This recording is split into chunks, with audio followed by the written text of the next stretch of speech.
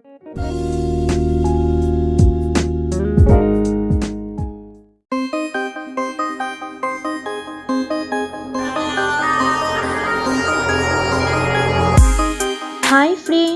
রসমালাইতে সবাইকে ওয়েলকাম।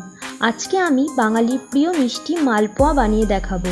বাড়িতে যে কোনো অনুষ্ঠান বা পুজোয় মালপোয়া পরিবেশন করা হয়ে থাকে। আর এই মালপোয়া যারা বানাতে জানেন না তাদের জন্যই এই ভিডিওটা। আসুন দেখে নিই।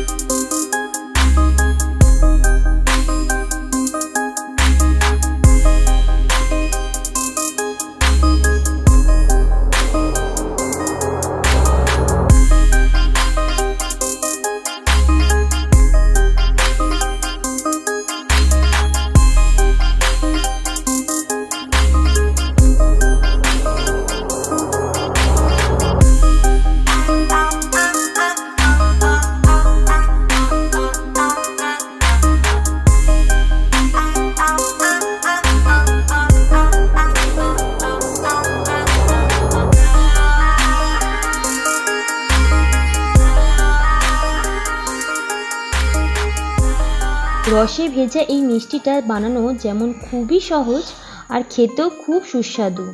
একবার খেলে বারবার খেতে ইচ্ছা করবে।